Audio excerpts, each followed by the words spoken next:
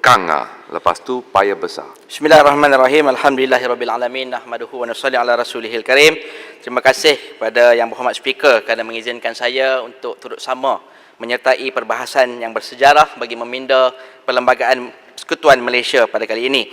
Dan tahniah juga kepada pihak kerajaan, khususnya kepada Yang Amat Berhormat Perdana Menteri dan juga Yang Berhormat Menteri Belia dan Sukan yang telah mengemukakan kes mereka dalam usaha untuk melakukan pindahan ini.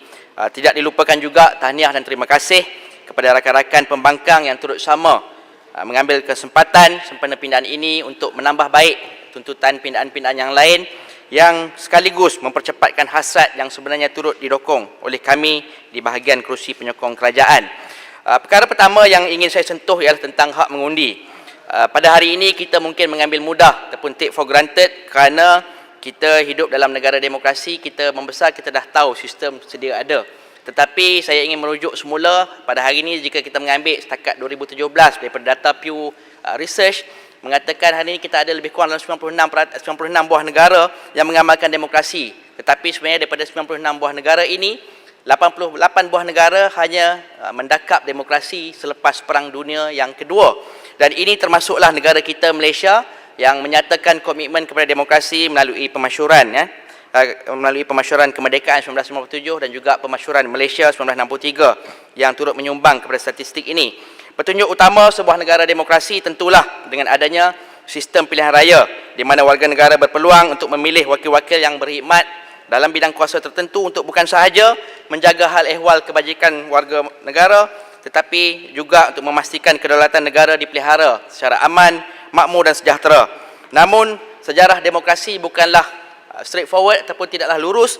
Kalau kita rujuk kepada sejarah, kita tahu hak mengundi ini tidak mudah untuk diperolehi. Kita boleh lihat misalnya sejarah perjuangan kaum kulit hitam dan juga sejarah perjuangan wanita bagi mendapatkan hak mengundi. Kalau kita pergi jauh lagi ke belakang, kita akan tahu dalam sejarah era Greek sendiri hak mengundi pernah dibataskan hanya kepada mereka yang berpendidikan dan berharta. Jadi saya ingin menegaskan bahawa hak mengundi ini penting dan sudah tentulah asas kepada pemberian hak mengundi inilah untuk meluaskan lagi penyertaan orang ramai untuk terlibat bagi memelihara sistem yang telah kita pilih bagi menjalankan negara kita. Tuan Yang Dipertua, persoalan kedua ialah mengapa 18 tahun.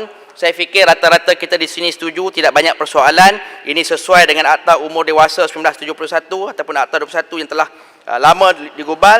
Dan tentulah oleh kerana orang muda dari segi undang-undang banyak melibatkan ataupun memberi kesan kepada mereka, sudah tentulah layak untuk mereka terlibat memberi kata suara mereka melalui undi bagi menentukan supaya undang-undang dan dasar ini memberi manfaat kepada mereka. Sebagai sebuah kerajaan, kita mesti yakin bahawa mereka bersedia. Walaupun memang ada tanggapan bahawa orang yang baru berusia 18 tahun mungkin belum cukup pengetahuan, belum cukup matang, tetapi kita harus ingat tidak ada dalam mana-mana syarat sebagai pengundi mengkehendaki seseorang pengundi mesti ada cukup pengetahuan dulu, mesti cukup pengalaman dulu kerana ia sangat sukar untuk diukur. Kalau kita nak buat ukuran ni tentulah kata sukar sebab ada juga orang tua yang mungkin kurang pendedahan dan sebagainya. Cuma soalan saya ialah bagaimanakah sekiranya kita nak memastikan tahap kematangan yang asas itu wujud, apakah kerajaan akan menyemak semula? Bagi saya, pengalaman saya dulu masa sekolah kita belajar alam dan manusia sampai universiti ada subjek kenegaraan, sebenarnya sepatutnya sudah cukup untuk menyediakan warga negara yang ada pengetahuan asas untuk terlibat dalam proses kenegaraan, terutamanya dalam sebagai calon pilihan raya ataupun sebagai pengundi. Dan apakah jaminan bahawa kandungan ini bersifat objektif dan tidak dimanipulasi untuk kepentingan politik kepartian yang sempit? Tuan Yang Dipertua, perkara ketiga yang perlu dijawab ialah mengapa kita laksanakannya kini. Saya percaya usia 18 ke 23 tahun adalah usia yang terbaik untuk generasi muda terlibat dalam politik. Ketika inilah idealisme anak muda masih hangat membakar. Idealisme inilah yang akan mendorong mereka mencabar sambil belajar. Idealisme ini tidak harus dimatikan.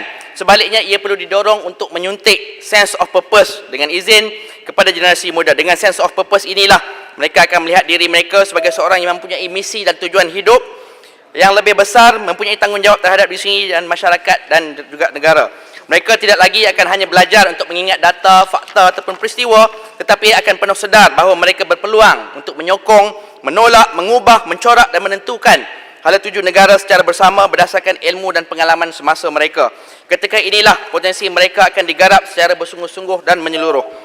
Penurunan hak usia mengundi dan pendaftaran pengundian secara automatik ini pasti akan merubah padang permainan, kerana ahli-ahli politik tidak lagi boleh meremehkan pandangan orang muda, tetapi sebaliknya perlu berunding dengan pemegang taruh yang baru dan lebih ramai. Jadi soalan saya sebelum saya pergi kepada penutup ialah, apakah jaminan kerajaan agar semua yang layak mengundi akan dibenarkan mengundi dan tidak dinafikan hak mereka? Bila kita kata layak mengundi secara automatik, apakah jaminan nanti bila hari mengundi dia tidak dinafikan hak dia? Berapakah unjuran kos yang akan dibelanja jika mengambil kira pertambahan pengundi baru? Dan memandangkan pengundi bakal didaftarkan secara automatik, bilakah tarikh terakhir untuk seseorang pengundi berdaftar layak mengundi? Adakah kerajaan akan mengadakan, sekali lagi kita mengisytiharkan secara suku tahunan ataupun setiap bulan? Dan hakikat bahawa kerajaan tidak dapat menentukan aliran pengundi menunjukkan bahawa perubahan struktur ini adalah satu keputusan yang bersifat statesman ataupun negarawan, bukan sebagai ahli politik biasa yang hanya memikirkan untuk dipilih semula dalam sistem pilihan, dalam setiap kali pilihan raya yang kita adakan.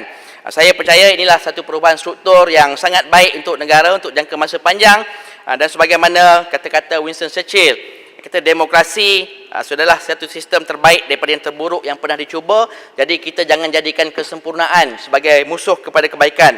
Saya sekali lagi berterima kasih kepada Yang Berhormat Speaker kerana memberi peluang untuk berbahas. Kita bukan hanya akan mencorak sejarah baru, tetapi sebagaimana disebut oleh ramai rakan ahli parlimen tadi, selain daripada pindaan yang kita buat, sejarah baru juga akan menunjukkan bahawa sebuah kerajaan yang tidak memiliki majoriti 2/3 masih akan berjaya melakukan pindaan ataupun undang-undang baru yang ingin dibuat, sekiranya ia dikemukakan dengan cara yang baik dan juga bertujuan baik. Sekian, terima kasih. Assalamualaikum warahmatullahi wabarakatuh. Terima kasih Yang Berhormat.